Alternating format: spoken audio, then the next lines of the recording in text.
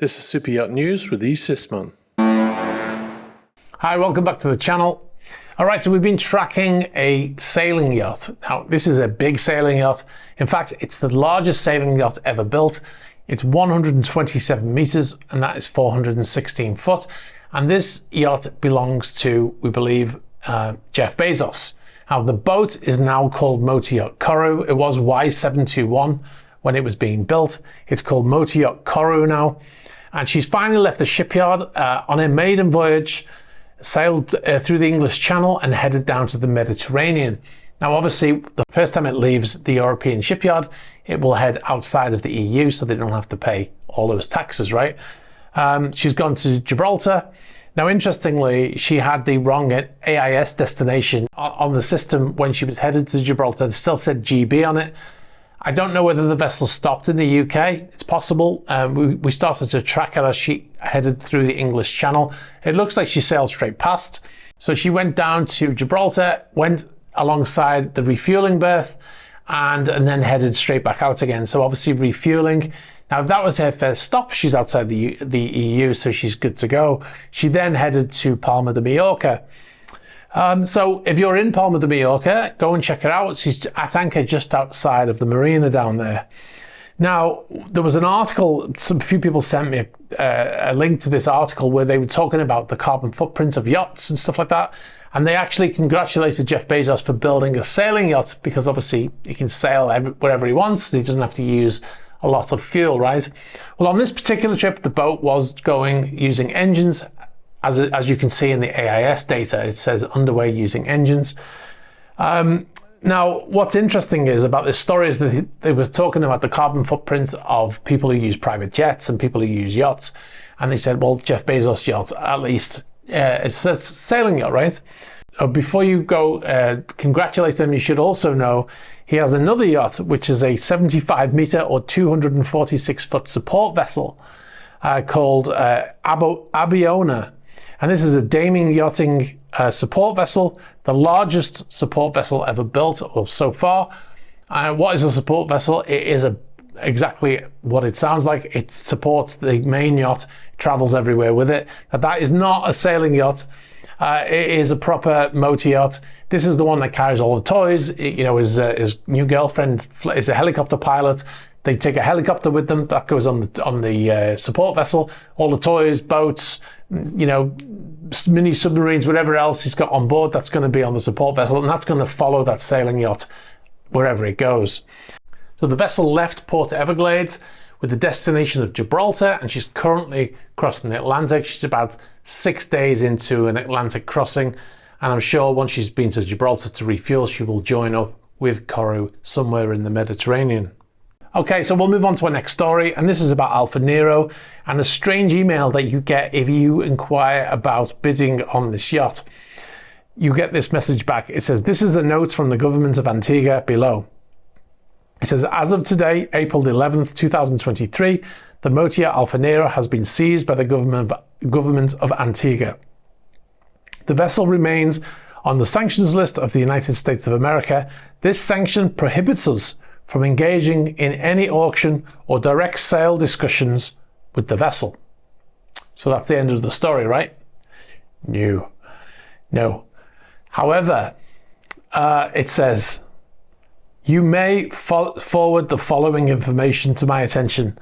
A letter of interest for the vessel, provisional bid, unofficial, the name of the actual buyer, and this info will be recorded and form part of the record. And that's the end of the message. So they're saying it's not for sale, but if you want to buy it, send us your bid, and if it becomes available for sale, then we'll get in touch.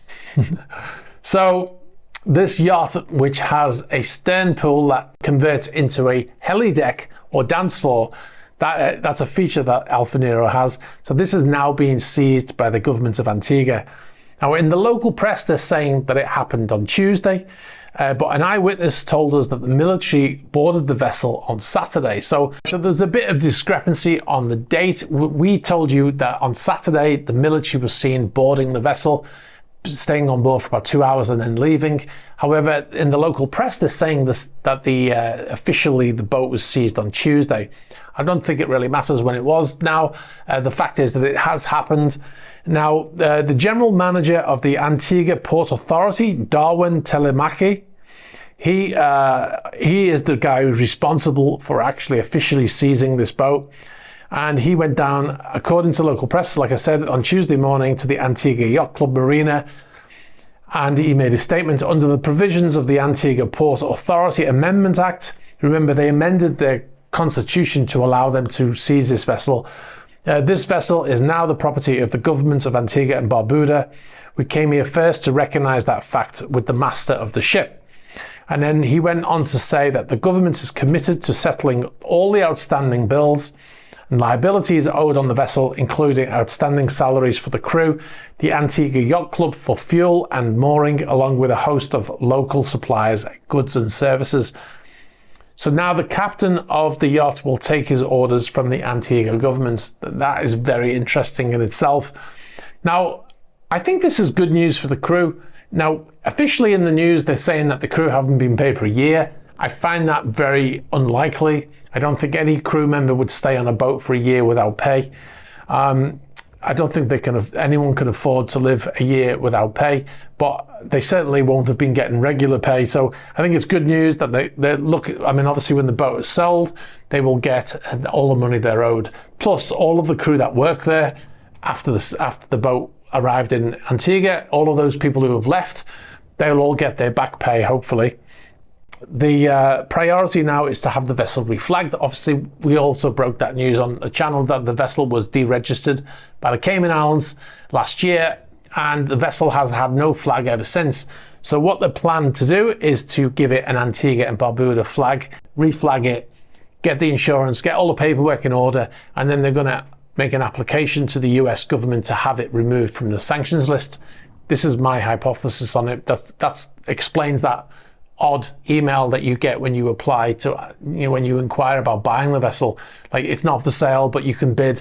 I think that's what they're doing there. And this is what they said. They said, we'll need certain documents and we've already requested these from the relevant authorities. And once we get a hold of these documents, we will then give it an Antigua and Barbuda flag. And that's from Captain Ranan Bala of the ADOMS, which is the Antigua and Barbuda Department of Marine Services. So yeah, I think then the vessel will finally be sold. So we'll keep you updated with any developments. Now we'll move on to our next story, and this is a story that we've been following. We talked about motor yacht Lana had been on the move, and we said that the vessel had recently renamed from Lana to motor yacht Mar, M-A-R. We also believe that the vessel might have been sold, and on the IMO database, it does have a new registered owner as of January this year. So we've got some information back now anyway, and the original owner is alleged to have been Alexander Varjasky. Now, according to another confidential source, the motor yacht Lana was sold to Sheikh Sarur bin Mohammed Khalifa Al Nahyan from Abu Dhabi. Well, that would explain why it's now in Abu Dhabi, right? So that's taken care of that. Well, it was a mystery as to who owned that vessel, so now we appear to have been able to get to the bottom of that. All right, so we'll move on to the next story. Now, this relates back to Alfa Nero and to another yacht called Motor Yacht Luminosity, which we mentioned in a previous video, had a temporary freezing order placed on it for non-payment of bills in Tivat in Montenegro, where she's been sat for over a year. Now, we contacted the lawyer who represents Andrey Geryev. Now, in that video, we read out a statement from the same representative who said that Andrey Geryev did not own Alfa Nero and he just chartered it a few times in the past. So we contacted the same lawyer and we asked him, does Mr. Geryev own Motor Yacht Luminosity? Now, for a while, we didn't get a response. We resent the email a few times. And then yesterday we did get a response, a very brief one, and it just simply said, Mr. Geryev does not own or control either vessel. So now they're saying he doesn't own Motor Yacht Luminosity either. Now that's very curious. Now, does that mean that Motor Yacht Luminosity is going to go down the same route as Alfa Nero? Alfa Nero, $80 million in value.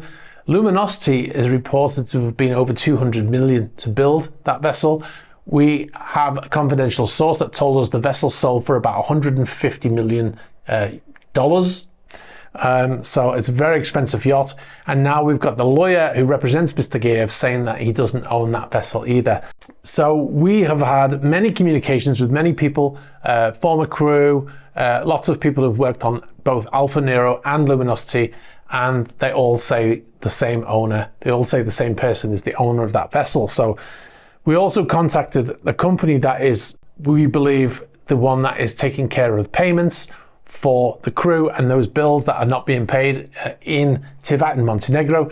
It's a Guernsey-based company called Opus Private, which we've sent them communications as well, asking them if they are representatives in terms of bills and payments.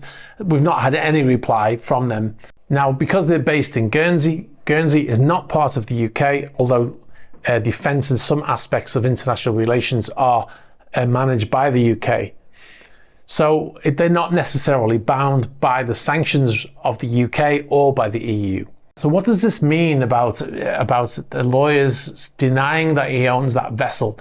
Now, as far as we can tell, they are still trying to pay the bills for Luminosity, unlike Alfa Nero, which does seem to have been just abandoned. But Luminosity, they do appear to be trying to make payments. Although we said in the previous video, we've had communications with people close to the subject, and they telling us that the former crew, the crew that leave, are not being paid. And even when money comes through for the crew that are still on board, I think there's 5 or 6 crew on board, even when that money comes through, the money for the ex-crew is not being paid. So there are definitely problems going on there. We'll keep you updated on any developments in that story. Okay, so the World Superyacht Awards will happen on the 19th to the 20th of May 2023. This is the 18th annual edition of the Boat International Superyacht Awards. This is what it says on the website. Festivities will begin with welcome drinks and canapes on Friday night, followed by a black tie awards ceremony and gala dinner. The following evening, the award-winning superyacht will be announced during the ceremony as the winning owners, designers and builders take to the stage to collect their coveted Neptune. You can just imagine the type of event, right? Now, I'm going to tell you where this event is going to be for 2023 in a second, but what I want you to do is I want you to pause the video and then I want you to write in the comments where you think this is going to be. Now, let's just think back to this time last year. The sanctions kicked in after the invasion of Ukraine. Where did all the yachts flee to? All the Russian yachts flee to this time last year. Now go to the comments, write down where you think it's going to be, and then come back and I'll tell you. And of course, you're right, it is going to be held in Istanbul in Turkey this year. I'm sure it's a complete coincidence. Yeah, nothing to see here. So yeah, quite interesting, right? Just want to say, if you are struggling to watch an entire episode of this because you're too busy and you want to see it in smaller chunks, head over to our new channel. We've got a brand new channel called SuperYacht News. It's basically this video chopped up into bite-sized chunks. They average about 3 minutes. So if you're on the go fast, you know, and you want to see these videos fast, you can watch them there. We'll put them out after this video goes live. We chop it up and we put them out over a period of the next 24 hours. So yeah, check it out. Go and subscribe over there. And at some point in the future, there will also be some individual videos going onto that channel. And one last thing, be sure to check out our Patreon page at patreon.com/esisman. You'll get to see a new series called Patron Chat. You'll get to watch exclusive videos not published on YouTube, like my Atlantic vlog series. You'll get early access to features advert free. You get to suggest topics for future videos and ask questions for Patreon-only Q&As. All right, guys, I just want to thank you all again for watching. We wouldn't be here without you, so we always appreciate you watching the videos, and we also appreciate everybody who gets in touch with information or images or photos or whatever it is you send in to us. We appreciate all of it. Thanks very much, guys, and I'll catch up with you soon. Bye-bye.